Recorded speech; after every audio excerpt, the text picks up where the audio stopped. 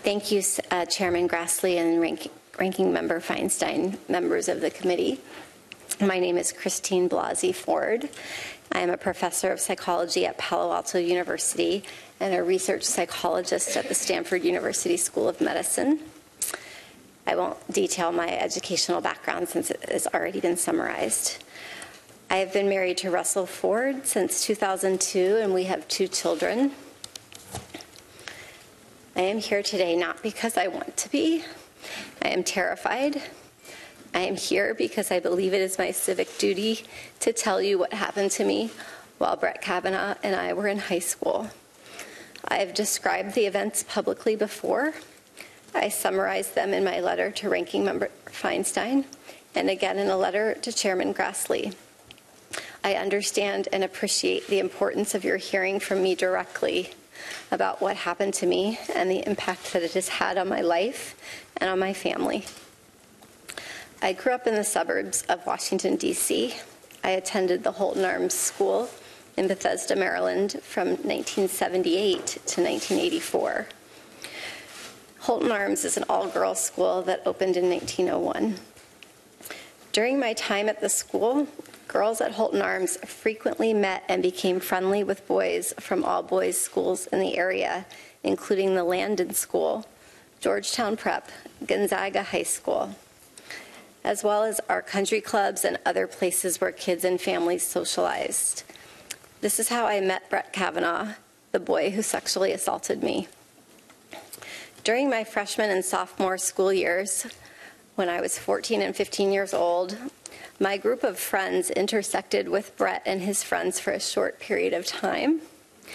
I had been friendly with a classmate of Brett's for a short time during my freshman and sophomore year. And it was through that connection that I attended a number of parties that Brett also attended. We did not know each other well, but I knew him and he knew me. In the summer of 1982, like most summers, I spent most every day at the Columbia Country Club in Chevy Chase, Maryland, swimming and practicing diving. One evening that summer, after a day of diving at the club, I attended a small gathering at a house in the Bethesda area. There were 4 boys I remember specifically being at the house: Brett Kavanaugh, Mark Judge, a boy named PJ, and one other boy whose name I cannot recall. I also remember my friend Leland attending.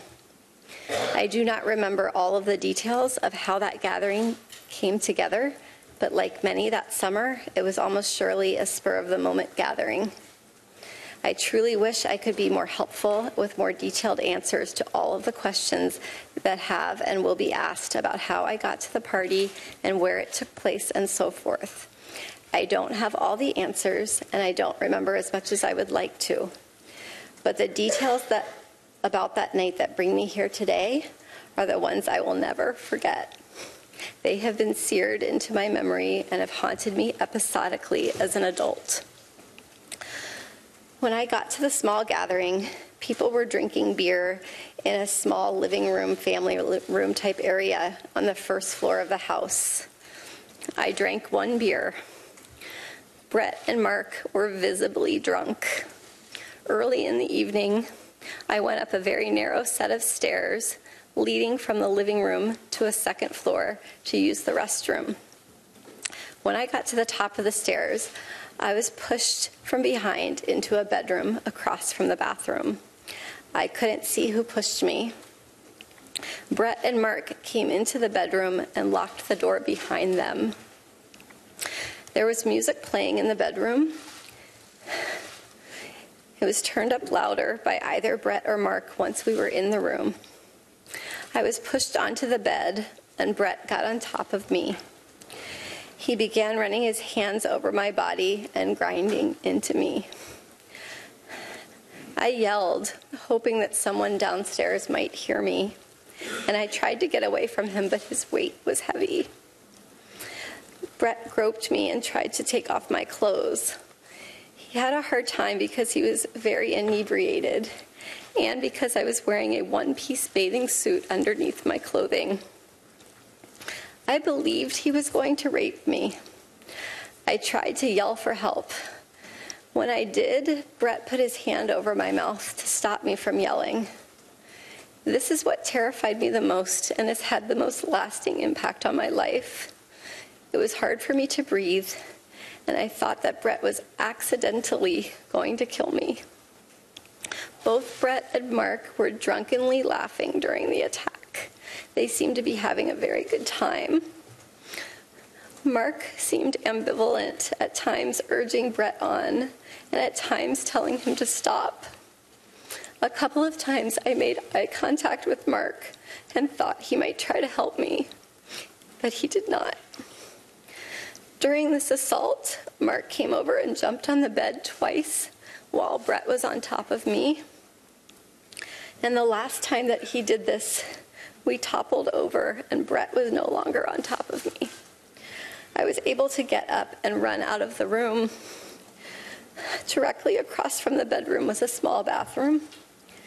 I ran inside the bathroom and locked the door. I waited until I heard Brett and Mark leave the bedroom, laughing, and loudly walk down the narrow stairway, pinballing off the walls on the way down. I waited, and when I did not hear them come back up the stairs, I left the bathroom, went down the same stairwell, through the living room, and left the house. I remember being on the street and feeling an enormous sense of relief that I had escaped that house and that Brett and Mark were not coming outside after me. Brett's assault on me drastically altered my life. For a very long time, I was too afraid and ashamed to tell anyone these details. I did not want to tell my parents that I, at age 15, was in a house without any parents present, drinking beer with boys. I convinced myself that because Brett did not rape me, I should just move on and just pretend that it didn't happen. Over the years, I told very, very few friends that I had this traumatic experience. I told my husband before we were married that I had experienced a sexual assault. I had never told the details to anyone, the specific details, until May 2012 during a couples counseling session. The reason this came up in counseling is that my husband and I had completed a very extensive, very long remodel of our home, and I insisted on a second front door, an idea that he and others disagreed with and could not understand. In explaining why I wanted a second front door, I began to describe the assault in detail. I recall saying that the boy who assaulted me could someday be on the U.S. Supreme Court, and spoke a bit about his background at an elitist all-boys school in Bethesda, Maryland. My husband recalls that I named my attacker as Brett Kavanaugh. After that May 2012 therapy session, I did my best to ignore the memories of the assault, because recounting them caused me to relive the experience and caused panic and anxiety. Occasionally, I would discuss the assault in an individual therapy session, but talking about it caused more reliving of the trauma, so I tried not to think about it or discuss it. But over the years, I went through periods where I thought about the attack. I had confided in some close friends that I had had an experience with sexual assault. Occasionally, I stated that my assailant was a prominent lawyer or judge, but I did not use his name. I do not recall each person I spoke to about Brett's assault, and some friends have reminded me of these conversations since the publication of the Washington Post story on September 16, 2018.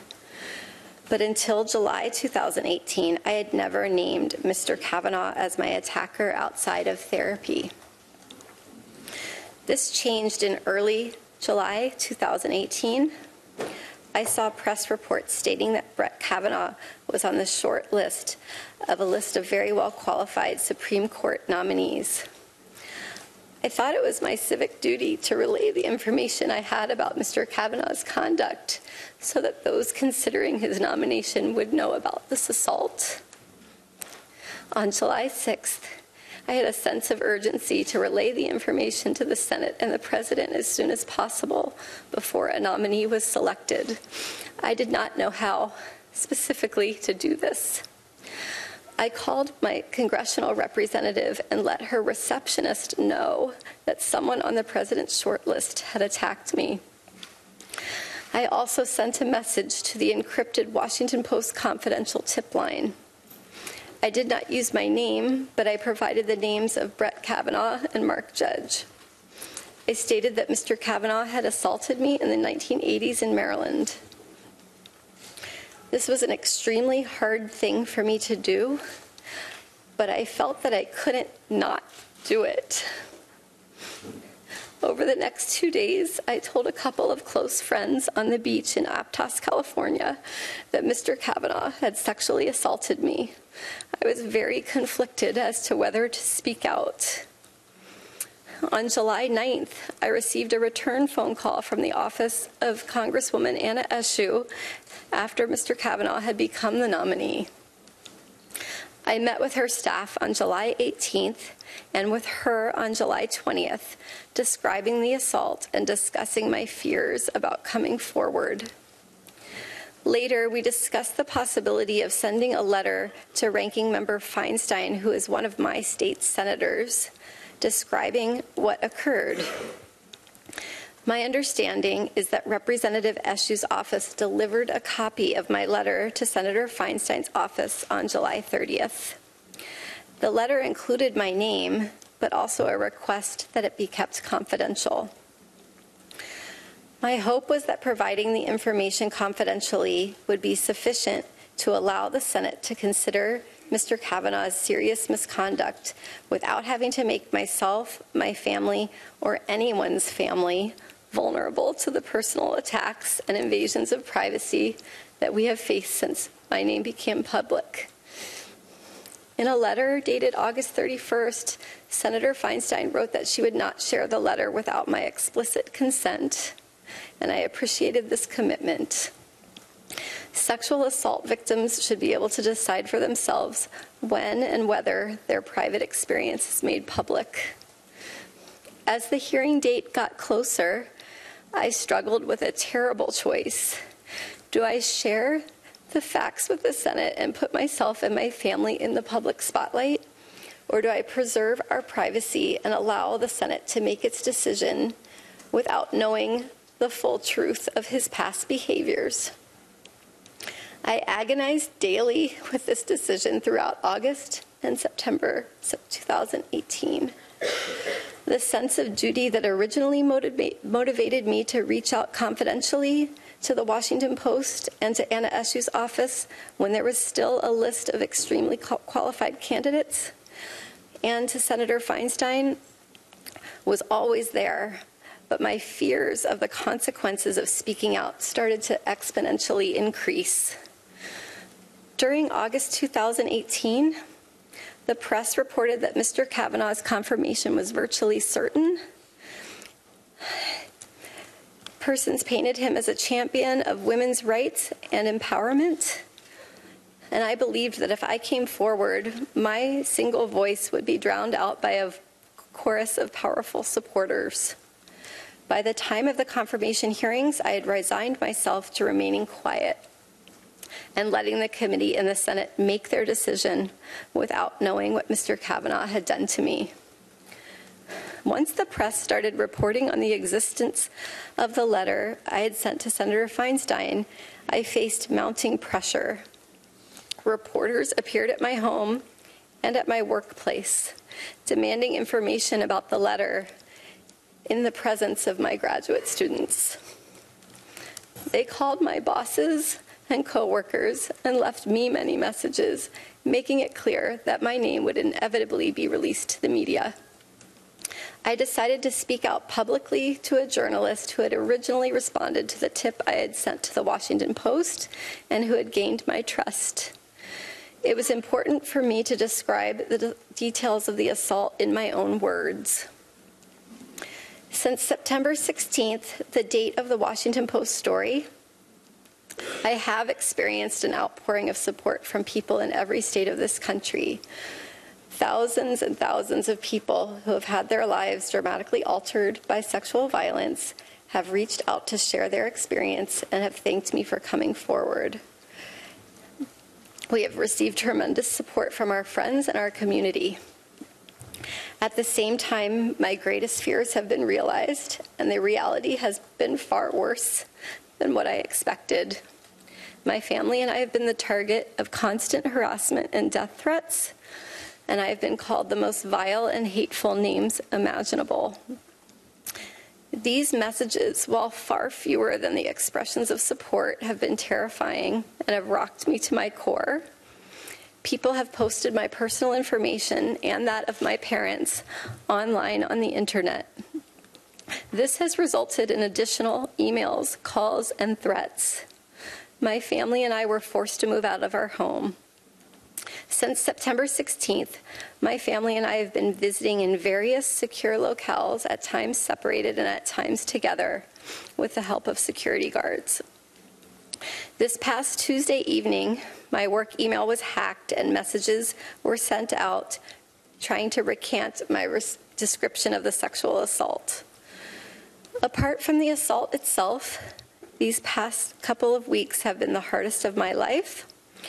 I've had to relive this trauma in front of the world, and I've seen my life picked apart by people on television, on Twitter, other social media, other media, and in this body who have never met me or spoken with me.